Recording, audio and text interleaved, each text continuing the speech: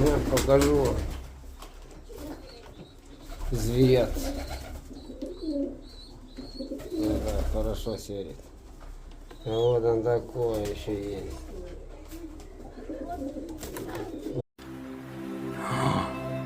Это... Что это?